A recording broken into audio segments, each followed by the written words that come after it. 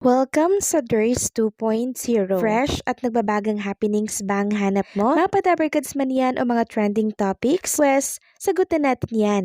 Kaya naman isubscribe nyo na ang ating channel para sa mga nagbabagang balita everyday. Welcome back again sa ating YouTube channel mga kadabarkads, and for today's video, ang pag-uusapan natin ay tungkol sa mga importanteng kaganapan sa loob at sa labas ng Eat Bulaga.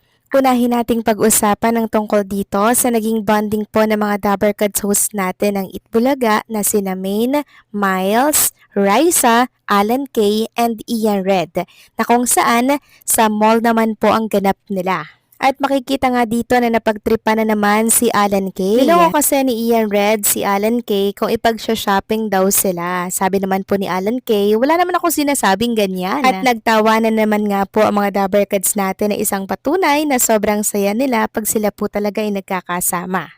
Samantalang silipin naman natin ang ratings ng Itbulaga from January 20 to January 22, 2026 syempre. So January 20, 3.2%, January 21, 3.2%, and January 22, 3.4%. Still, mataas pa rin po ang ratings ng Itbulaga mga kadabarkads kahit na sila po ay nasa limited channel lamang, pero talagang umaarangkada po yung ratings nila. Ano na lang kaya kung sila po ang nasa GMA Network na kung saan mas maraming channel ang kuha. Isang patunay lang talaga mga kadabarkads na talaga namang ang mga Pilipino ang paborito pong non-time show ay ang Itbulaga. Samantalang next topic naman tayo, pag-usapan natin ang tungkol naman dito sa statement po ni Mr. RJ Jacinto o Ramon RJ Jacinto para po yan sa mga clones ng Itbulaga na kung saan ay nag-perform nitong nakaraan lamang.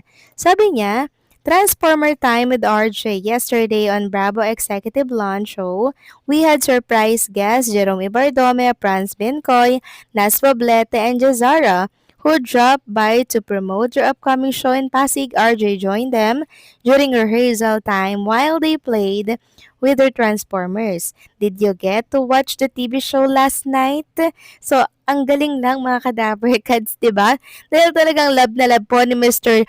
Ramon RJ Jacinto ang mga clones natin, lalo na syempre si Jerome Ibardome kasi nakikita ko talaga yung suporta niyang ginagawa mga kadabarkads. Talagang pinapromote pa yung upcoming concert nila Jerome and syempre ng mga kasama niya pa clones dito po sa kanyang RJ Bistro. Isang nakakatuwa talaga yun. Yung pagmamahal niya po kay Jerome mga kadabarkads, sobrang unconditional. Ito po yung mga picture nila together, oh. Talagang nagbonding sila. Isang patunay lamang mga kadabarkads na sobrang attached na si Mr. RJ sa mga clones natin. At maging yung mga nakasabayan po nila, Jerome at ng mga clones ng Itbulaga na mag-perform dito sa resto bar ni Mr. RJ Jacinto, hindi rin sila makapaniwala. Sabi nga ng isa dito, last night was a bolt from the blue, sharing the stage with performers from the clones of Itbulaga noon time show was both invigorating and humbling. It definitely made me pause and ask myself if I was in the right lineup. In the end, I choose to trust the moment, performing with a heart just like I do on my own YouTube live stream, serenading the crowd at Bravo Executive Launch with classic and feel-good songs. So, ibang level na po talaga ang mga clones natin mga kadabarkads pag nalaman po na clones ng Itbulaga, sobrang taas po ng tingin po nila dito. Kaya naman nakakatuwa talagang magpasikat ang programa ng Itbulaga. Samantalang sa mga naghahanap naman po kay Jerome Ibardome mga kadabarkads, patuloy po ang pagbibigay niya ng mga relief goods sa mga nangangailangan dito po sa lansangan. Talagang nilalapitan niya po mga kadabarkads yung mga nakahiga po dyan sa tabi ng kalsada. Hindi po siya natatakot. Bagkus inuuna niya po ang pagtulong kaysa po sa kanyang mararamdaman na takot mga kadabarkads. Kahanga-hanga po talaga si Jerome Ibardome kasi napakabusilak at napakabuti po ng kanyang kalooban. Kaya sanang batang ito ay maging superstar sa mga darating na taon. Samantalang next topic naman tayo, pag-usapan natin ang tungkol naman dito kay Atasha Mulak mga Kadaver Cards. So kung meron po naghahanap sa kanya, ito po ang update. Nasa Impasugong Bukidnon po siya at meron po siyang ginagawang project dito. Although wala daw nga pong signal, worth it naman kung ganito po kaganda ang view ng nature na bubungad sa'yo. Samantalang next topic naman tayo, pag-usapan naman natin ang tungkol dito sa mga singing queens. Nasaan na nga kaya ang mga singing queens dahil maging kahapon, wala din po sila sa Itbulaga, 'di ba? Hindi natin sila nakita sa telebisyon, pero backstage hindi tayo sure, andyan lang yan sa paligid. Nag-share nga po ang ilan sa mga SQ natin ng mga behind the scene na ginagawa po nilang project mga Kadaver Cards. Meron silang rehearsal na ginagawa dito. Andito si SQ Chin, si SQ Sam, si Eunice. Kompleto sila dyan mga Kadaver Cards. Ewan ko lang kung nasaan dito yung iba. Siguro hindi nahagip ng camera.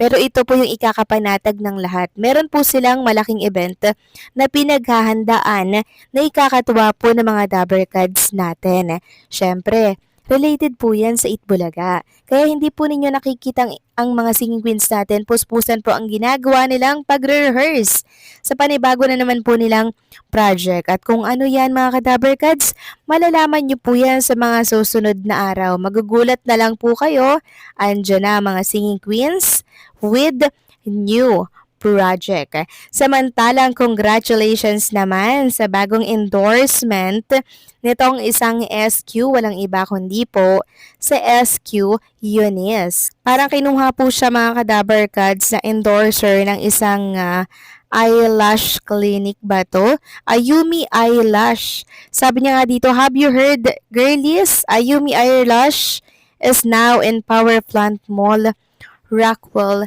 Center. So ipapakita ko po sa inyo mga Kadaver Cards ang behind the scene po ng kanyang shooting. Ayan, kita naman po dyan mga Kadaver Cards na talaga naman kinukuhanan po siya ng video na isa siyang certified Ayumi at siya po siguro ang endorser nito. So advance congratulations naman dito kay Eunice Janine kasi talagang patuloy na dumarami po ang mga endorsement niya sa labas po ng Itbulaga at isang patunay po yon na talaga namang napapansin sila mga Kadaver Cards. Hopefully, mas maraming endorsement pa na sila yung magkakasama ng mga singing queens ang ma-unlock po nila kasi alam natin na deserve nila yan. Sobrang husay at sobrang talented po ng mga singing queens natin. Kaya sana someday, 'di ba, sa mga susunod po siguro ng mga buwan, sana makuha sila, no? Sana magkaroon sila ng bagong commercial para sa shampoo, sabon, kasi ang gaganda naman ng mga singing queens natin, 'di ba? Patok na patok 'yan sila sa mga commercial pang model, kumbaga. Again, congratulations sa mga singing queens natin and congratulations kay SQ Eunice. Makikita na natin yan sila sa Itbulaga, antay-antay lang tayo, okay?